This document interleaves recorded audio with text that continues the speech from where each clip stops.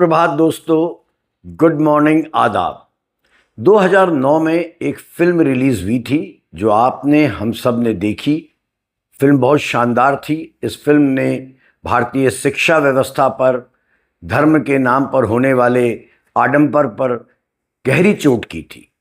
Film का नाम था थ्री इडियट्स। आपको ये फिल्म का नाम याद आते ही हंसी आई होगी या मुस्कुराहट आई होगी, दिल में गुदगुदी हुई होगी। अद्भुत फिल्म थी। इस फिल्म को अभिनेता आमिर खान ने और फिल्म निर्माता राजकुमार हिरानी ने बनाया था। आमिर खान इसमें मुख्य किरदार में थे और वो मुख्य किरदार था रेंचो नाम के एक लड़के का, जो आम लड़कों से पूरी तरह अलग था, धर्म के आडंबर से दूर रहता था, वैज्ञानिक सोच का था और जिंदगी को असल अंदाज में जीता था। इस फिल्म में जो रेंचो कैरेक्टर है, जो किरदार है जिसको आमिर खान ने निभाया, वो असल में लद्दाख में रहने वाले, लद्दाख में अपना जीवन बिताने वाले, लद्दाख के लिए समर्पित व्यक्ति हैं सोनम वांगचुक। ये सोनम वांगचुक इन दिनों केंद्र सरकार के साथ मोर्चा खोले हुए हैं। केंद्र सरकार और केंद्र सरकार के का प्रशासन, केंद्र सरकार की एजेंसियां उनको इस समय टारगेट कर रही हैं। किन कारणों से कर रही हैं, क्यों कर रही हैं और ऐसे क्या कारण हुए कि लद्दाख जो बहुत शांत इलाका है, हमारा सीमांत इलाका है, कभी जम्मू कश्मीर राज्य का हिस्सा हुआ करता था और इस समय केंद्र शासित प्रदेश है, वहाँ ऐसा क्या हुआ कि भारतीय जनता पार्टी के कार्यालय को आग लगा दी गई। ऐसा कहा जा रहा है ये आग सोनम वांगचुक के समर्थकों ने लगाई है। तो चलिए पहले ये समझते हैं कि सोनम वांगचुक कौन है और उनका व्यक्तित्व क्या है। सोनम वांगचुक लद्दाख के एक गांव अलची में 1966 में पैदा हुए। इन्होंने बड़ी कठिनाइयों के साथ विषम परिस्थितियों में अपनी पढ़ाई शुरू करी और इन्होंने आगे बढ़ के राष्ट्रीय प्रौद्योगिकी संस्थान national institute of technology Srinagar से 1987 में मैकेनिकल इंजीनियरिंग की परीक्षा पास की। शायद टॉपर रहे थे अपने संस्थान के। और इसके बाद इन्होंने फ्रांस से सस्टेनेबल डेवलपमेंट में मास्टर्स का कोर्स किया।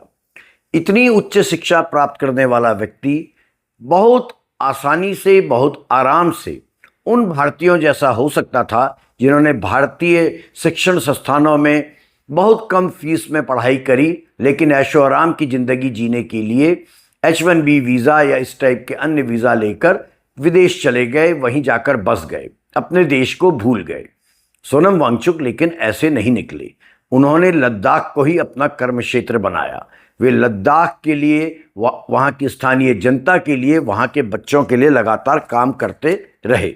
सोनम वांगचुक ने 1988 में student educational and cultural movement of Ladakh नाम की एक संस्था की स्थापना की। यह संस्था उन बच्चों के लिए बनी है जो पारंपरिक परीक्षा प्रणाली में असफल हो जाते हैं, जैसा आपने थ्री इडियट्स में देखा। जो ट्रेडिशनल एजुकेशनल सिस्टम है उसमें रेंचो फिट नहीं था। तो रेंचो, जो कि असल में सोनम वांगचुक के कैरेक्टर से प्रभावित होकर आमिर खान ने जिस किरदार को निभाया था, उन्होंने इस student educational and cultural movement of Ladakh की शुरुआत की। इसका कैंपस लेह के पास है और ये पूरी तरह से सौर ऊर्जा, सोलर एनर्जी से चलता है। यहाँ शिक्षा केवल किताबों तक नहीं रहती है, बल्कि छात्र व्यवहारिक काम जैसे सौर ऊर्जा से इमारत बनाना, जल संरक्षण, वाटर कंजर्वेशन करना और स्थानीय संसाधनों का उपयोग सीखते हैं। इसी तरह वांगचुक ने आइस स्तूपा परियोजना विकसित की। ये बड़ा इंपॉर्टेंट है इसे समझना कि वो किस प्रकार का काम कर रहे हैं, जिसमें इस परियोजना में बर्फ के कृत्रिम गोले बनाकर गर्मियों में पानी की समस्या को हल किया जाता है। वांगचुक ने हिमालयन इंस्टीट्यूट ऑफ अल्टरनेटिव, जिसको HIAL के नाम से पुकारा जाता है, Himalayan institute of alternatives Ladakh की शुरुआत की, जो कि एक यूनिवर्सिटी है जहां पर उच्च शिक्षा और रिसर्च का काम होता है। उन्होंने कई इनोवेशंस किए हैं, उन्होंने और उनके साथ उनके विद्यार्थियों ने, जिनमें इंडियन आर्मी के लिए सौर ऊर्जा से चलने वाले टेंट्स शामिल है, ग्रामीण परिवारों के लिए, फार्म लाइफ के लिए कई सुविधाओं का यहाँ पर इनोवेशन किया गया और ऑपरेशन न्यू होप जैसे सरकारी स्कूल के कार्यक्रम भी शामिल हैं।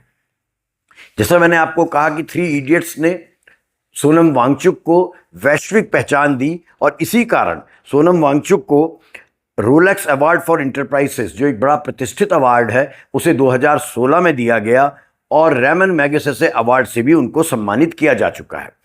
पूरा विश्व मानता है कि सोनम वांगचुक एक विरल प्रतिभा हैं, एक अद्भुत व्यक्तित्व हैं जो अपने क्षेत्र में रहकर बेहद कठिन परिस्थितियों में काम कर रहे हैं।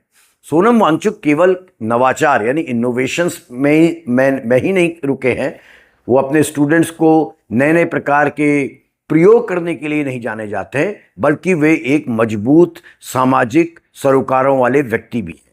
और यहीं से उनका टकराव शुरू होता है केंद्र सरकार से। जब जम्मू कश्मीर राज्य से अलग करके लद्दाख को एक केंद्र शासित प्रदेश बनाया गया, तभी से वहां की स्थानीय जनता ने अपने कुछ मुद्दों के लिए लड़ना शुरू किया और इस लड़ाई का नेतृत्व कर रहे हैं सोनम वांगचुक। इन दिनों जैसा मैंने आपसे कहा, लद्दाख भारी उथल पुथल के दौर से गुजर रहा है। सोनम वांगचुक के नेतृत्व में यहाँ के लोग संवैधानिक सुरक्षाओं को लेकर और लद्दाख को एक पृथक राज्य का दर्जा दिए जाने की मांग कर रहे हैं। अब पिछले दिनों 2 दिन पहले ही हालात इतने वहां बिगड़े हैं, सोनम वांगचुक अपने 36 दिन के अनशन पर, अपनी मांगों को लेकर 36 दिन के अनशन पर धरने पर बैठे थे और ये अनशन अ काइंड ऑफ आमरण अनशन था। इसमें वो और उनके साथी केवल नींबू पानी पीकर गुजारा कर रहे थे। उनका आंदोलन का मुख्य उद्देश्य क्या था, जो सोनम वांगचुक की मांग क्या है? सोनम वांगचुक कह रहे हैं, और सोनम वांगचुक जो भी मांगों के लिए इस समय धरनारत थे, इसके लिए वो लगातार संघर्ष कर रहे थे। 2023 में उन्होंने खारदुला पास पर अनशन का प्रयास किया, लेकिन प्रशासन ने उनको रोक दिया था। 2024 में उन्होंने 21 दिन का उपवास किया था और दिल्ली चलो का नारा दिया था। उस समय दिल्ली पुलिस ने, आपको याद होगा, दिल्ली के बॉर्डर पर ही उनको हिरासत में ले लिया था। इस साल भी वे राज्य की मांग को लेकर कि हमको पूर्ण राज्य दिया जाए और लद्दाख को 6ठी अनुसूची में शामिल किया जाए, इस मांग को लेकर अनशन में बैठे और इनके साथ बड़ी संख्या में देश भर के सामाजिक कार्यकर्ता जुड़ रहे हैं। यही कारण है कि वे केंद्र सरकार के निशाने पर हैं, टारगेट में आ चुके हैं। उनकी एक मांग है कि लद्दाख को 6ठी अनुसूची 6th शेड्यूल ऑफ कॉन्स्टिट्यूशन में शामिल किया गया जाए। ये मांग को पूरा करने में केंद्र सरकार हिचकिचा रही है। इसी प्रकार केंद्र सरकार लद्दाख को पूर्ण राज्य का दर्जा देने से भी हिचकिचा रही है। देखिए, 6ठी अनुसूची जो है, 6th शेड्यूल जिसको हम कहते हैं, वो नॉर्थ ईस्ट के राज्यों के लिए बना शेड्यूल है, जिसके तहत वहाँ के जल जंगल जमीन पर स्थानीय लोगों के विशेष अधिकार है। इसलिए उसको लद्दाख पर लागू करना एक संवैधानिक चुनौती है। लेकिन ऐसा नहीं है कि केंद्र सरकार ऐसा नहीं कर सकती है। राज्यसभा और लोकसभा में पूरा बहुमत एनडीए का है, वे चाहें तो 6th शेड्यूल में लद्दाख को ला सकते हैं। केंद्र सरकार हिचकिचाती है क्योंकि लद्दाख सेंसिटिव एरिया है, जहां से चीन नज़दीक है, बिल्कुल जुड़ा हुआ है और चीन के साथ लगातार सीमा विवाद हमारे रहते हैं। इस कारण संभवतः केंद्र सरकार नहीं चाहती है कि पूर्ण राज्य का दर्जा दिया जाए। जहां तक 6th शेड्यूल का सवाल है, सोनम वांगचुक और वहां के स्थानीय लोग कहते हैं कि हमारी जमीनों को आप सो कॉल्ड डेवलपमेंट के नाम पर बड़े उद्योगपतियों को नहीं सौंप सकते हैं। बड़े पैमाने पर वहां जमीनें बड़े उद्योगपतियों को दी जा रही हैं और इसी का विरोध स्थानीय नागरिक कर रहे हैं। अब एक और प्रसंग है जिसके कारण सोनम वांगचुक और केंद्र सरकार के बीच में टकराव है और वो बड़ा सेंसिटिव पॉलिटिकल मुद्दा है। सोनम वांगचुक जो स्थानीय हैं, जिनका वहाँ पर व्यापक जनाधार है, वे टाल ठोक कर कह रहे हैं कि हमारी बहुत बड़ी भूमि पर चीन का कब्जा हो चुका है, चीन ने अतिक्रमण कर दिया है और चीन के कब्जे में लद्दाख का एक बहुत बड़ा भूखंड आ चुका है। अब ये बात एक ऐसी है जिससे सीधे प्रधानमंत्री पर प्रश्न चिन्ह लगता है, क्योंकि प्रधानमंत्री मोदी ने बार बार दोहराया है कि चीन के पास हमारी 1 इंच भूमि भी नहीं है। ये केंद्र सरकार की ऑफिशियल लाइन से भी अलग है और स्वयं प्रधानमंत्री के कथन से भी अलग है, जब सोनम वांगचुक कह रहे हैं कि हमारे बड़े भूभाग पर चीन का कब्जा है। दूसरी तरफ उत्तर से चीन अपना अतिक्रमण बढ़ाए जा रहा है दशकों से और हाल के सालों में तो हद से ज्यादा, और ये भी छुपाया जा रहा है। एक तरफ इतनी पीड़ा इन चरवाहे समुदायों को, और उसके बाद वो आह भी ना कर पाए। अगर वो आह करें, अगर कोई कहे कि यहां पर जमीनें गई हैं हमारे जमीनों को बचा नहीं पाए हैं, तो उनको कभी देशद्रोही, कभी उनको धमकियां दी जाती हैं।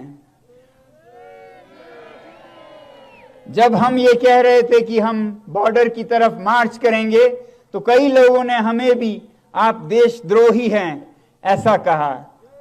तो मैं कहता हूं, हाँ, हम आह भी भर लें तो हो जाते हैं बदनाम, वो कत्ल भी करें तो चर्चा नहीं होता। ये हालत है आज की सरकार की। हम पे जो जुल्म हो रहा है, हमारे सर कट रहे हैं, हम आह करें तो देशद्रोही बन रहे हैं। जो 4000 स्क्वायर किलोमीटर चीनियों को सौंप दे, चर्चा नहीं होती। अब इस मुद्दे को लेकर कोई कंप्रोमाइज केंद्र सरकार या भारतीय जनता पार्टी कर नहीं सकती है। वो पॉलिटिकल स्टैंड ले चुकी है। नेता प्रतिपक्ष लोकसभा राहुल गांधी लगातार कहते आए हैं कि बड़े भूभाग पर, लद्दाख के बड़े भूभाग पर चीन का कब्जा है। प्रधानमंत्री इसे डिनाई कर रहे हैं। राहुल गांधी के आरोपों को या दावों को केंद्र सरकार या भारतीय जनता पार्टी एक विपक्षी नेता का प्रलाप कहकर इग्नोर कर सकती है, लेकिन सोनम वांगचुक जैसे सामाजिक सरोकार वाले व्यक्ति का ताल ठोक कर कहना कि चीन हमारी सीमा के अंदर आ चुका है, इस बात को काट पाना ना तो भारतीय जनता पार्टी के लिए, ना केंद्र सरकार के लिए, ना प्रधानमंत्री मोदी के लिए संभव है। यही कारण है कि डायरेक्ट टकराव है सोनम वांगचुक का केंद्र सरकार के साथ और भारतीय जनता पार्टी के साथ। अब इसमें सबसे बड़ा मुद्दा, जो सबसे बड़ा संकट है, वो ये है कि भारतीय जनता पार्टी के कार्यालय को जिस प्रकार से उग्र भीड़ ने फूंक दिया, आग लगा दी, लद्दाख में जो भाजपा का कार्यालय था।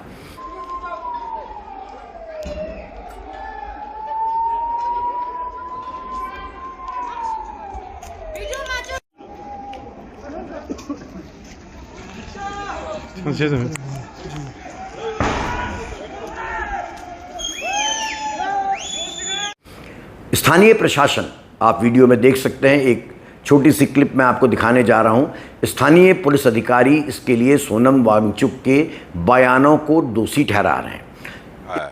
जिस तरह आप देखिए, सोनम वांगचुक की जो वो अरब स्प्रिंग की बात करना, इसको जो नेपाल में ज़ैंगजी का तख्ता, उन्होंने तख्ता पलटा, उसको अप्रिशिएट करना, इसी तरह ये जो बांग्लादेश में हुआ, इन सबको ये दिखाता कि ये कोई डीप रूटेड कॉन्स्पिरेसी सी लगती है। तो मैं समझता ये सारे एस्पेक्ट्स देखने चाहिए, इसकी क्यों हुआ। आफ्टर ऑल इसके लिए कोई जिम्मेदार फिक्स होना चाहिए, और जो लोग जिम्मेदार हैं उनके खिलाफ सख्त कानूनी कार्रवाई होनी, उनको पब्लिक सेफ्टी एक्ट में अंदर डालिए और उनको चार्ज करिए फॉर इंस्टिगेटिंग वायलेंस। इस घटना के बाद सोनम वांगचुक ने अपना धरना बेहद आहत होकर समाप्त कर दिया है। इस हिंसा के कारण आपको चोरा चोरी कांड याद होगा, जब असहयोग आंदोलन की शुरुआत 1920 में महात्मा गांधी ने की थी, और फिर एक पूरे थाने को महात्मा गांधी के जय जयकार लगाते हुए लोगों ने फूंक दिया था, तो गांधी ने आहत होकर अपना आंदोलन वापस ले लिया था। ठीक उसी पैटर्न में सोनम वांगचुक ने भी अपने आंदोलन को वापस ले लिया है। असल प्रश्न ये है कि इस प्रकार की हिंसा क्यों हमारे देश का युवा वर्ग अब एग्रेसिव होता जा रहा है। और ये घटना केवल लद्दाख में नहीं हो रही है। आप ध्यान दीजिए, गौर कीजिए, देश के कोने कोने में जनता सड़कों पर है, खासकर युवा वर्ग सड़कों पर है। अभी 21 सितंबर को उत्तराखंड में एक सरकारी नौकरी के लिए जो भर्ती परीक्षा आयोजित की गई थी, उसका पर्चा लीक हो गया, और उसके बाद उत्तराखंड के बेरोजगार सड़कों पर आ गए हैं। और एक और बात गौर करने की है, जहाँ जहाँ पर युवा वर्ग, चाहे वो उत्तराखंड हो, पंजाब हो, असम हो, हिमाचल हो, कोई भी राज्य हो, किसी भी पार्टी का शासित राज्य हो, लद्दाख हो, हर जगह एक नारा गूंजने लगा है केवल उस नारे में मुख्यमंत्रियों के नाम बदल जाते हैं। उदाहरण के लिए असम में नारा गूंज रहा है, जब जब हेमंत बिस्वा डरता है पुलिस को आगे करता है। इसी प्रकार से पंजाब में नारा गूंज रहा है जब वहाँ आंदोलन हो रहे हैं कि जब जब भगवंत मान डरता है पुलिस को आगे करता है। हालात इतने उग्र हैं कि ये भी नारा आप देख सकते हैं सोशल मीडिया में, सड़कों में गूंज रहा है। असम में जब अडानी को दी जा रही ज़मीन को लेकर या महाबल सीमेंट को दी जा रही ज़मीन को लेकर जनता सड़कों पर उतर रही है, या बिहार में जो पावर प्रोजेक्ट के लिए अडानी को ज़मीन दी गई है उसका विरोध के लिए जनता सड़कों पर है, या वोट चोरी के मुद्दे पर सड़कों पर है, तो एक नारा जरूर गूंजेगा कि मोदी जब जब डरता है पुलिस को आगे करता है। इसका क्या अर्थ है? इसका अर्थ बड़ा खतरनाक है कि जनता के मन में ये बात बैठ रही है कि पुलिस बल के आधार पर पुलिस को सामने करके उनकी जो डिमांड्स हैं, उनकी जो भावनाएं हैं, उनको क्रश करने का काम किया जा रहा है। ये संकट और तब गहरा हो जाता है जब द इंडियन एक्सप्रेस में एक खबर मैं पढ़ता हूँ कि केंद्रीय गृह मंत्री ने यह आदेश दिया है कि जयप्रकाश नारायण के संपूर्ण क्रांति के नारे और उसके बाद जितने भी जन आंदोलन हुए हैं उन सब की समीक्षा की जाए। ये देखा जाए कि इन आंदोलनों को किसने फंड किया, कहाँ से पैसा आया, और गृह मंत्री के निर्देश हैं कि स्टैंडर्ड ऑपरेटिंग प्रोसीजर बनाया जाए कि इस प्रकार के जन आंदोलन हो ही नहीं। ये खतरनाक बात है। लोकतंत्र में जनता सर्वोपरि है और जनता का आंदोलन सर्वोपरि है। अगर उसको क्रश करने का काम राज्य सरकारें करेंगी या केंद्र की सरकार करेगी तो उसका नतीजा बड़ा भयावह हो सकता है। उसका नतीजा क्या हो सकता है? नतीजा हो सकता है जो हमने नेपाल में देखा, जनरेशन जेड का सड़कों पर आना, हिंसा में उतारू होना। हमारे यहाँ के युवा इस समय बहुत उत्साहित हैं सोशल मीडिया में, जैसा मुझे पढ़ने को और देखने को मिलता है, और एक पैटर्न उभर रहा है कि सड़कों पर आओ और पुलिस व्यवस्था या स्टेट के खिलाफ काम करो। ये बेहद घातक है, बेहद गलत है। जनरेशन जेड ने नेपाल में अपना आंदोलन करके वहाँ के प्रधानमंत्री केपी शर्मा ओली को जरूर अपदस्थ कर दिया, लेकिन क्या इससे व्यवस्था परिवर्तन होगा? क्या जो अंतरिम प्रधानमंत्री श्रीमती सुशीला कार्की वहाँ बनी हैं वो कुछ परिवर्तन कर पाएंगी? मेरी दृष्टि में ये संभव नहीं है। संभव इसलिए नहीं है कि जब चुनाव होंगे अगले वर्ष नेपाल में तो वही पॉलिटिकल पार्टीज चुनाव मैदान में उतरेंगी, चाहे वो नेपाल कांग्रेस हो या वहाँ के वामपंथी दल हों या वहाँ के मधेशी आंदोलन का नेतृत्व करने वाले लोग हों, और बाद में वो लोग आपस में गठबंधन करके फिर सरकार बनाएंगे और दोबारा सत्ता में आ जाएंगे। इसलिए जनरेशन जेड ने जो नेपाल में किया वो अभी देखने में बहुत अच्छा लग रहा है, लेकिन इसके कोई सकारात्मक रिजल्ट्स निकलने वाले नहीं हैं। केंद्र सरकार को चाहिए, राज्य सरकार के मुख्यमंत्रियों को चाहिए कि एटलीस्ट इस प्रवृत्ति से बचने के लिए, इस चीज़ का हमारे देश में उभार आने से रोकने के लिए पुलिस को आगे ना करें, इस देश को पुलिस स्टेट ना बनाएं।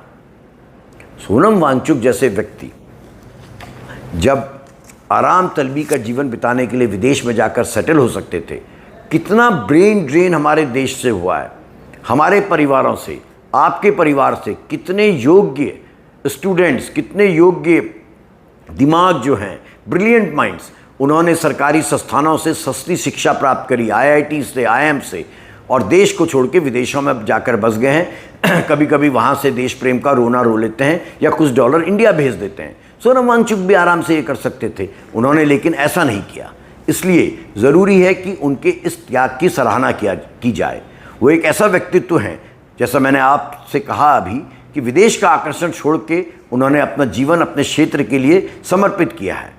ऐसे में उनको टारगेट करना बेहद घातक है। आज जब सोनम वांगचुक जैसी प्रतिभा अपने क्षेत्र के अधिकारों और अस्तित्व की मांग को लेकर संघर्षरत है तो उनकी आवाज़ को अनसुना नहीं किया जाना चाहिए। सरकार को उनसे बुलाकर सम्मानपूर्वक वार्ता करनी चाहिए।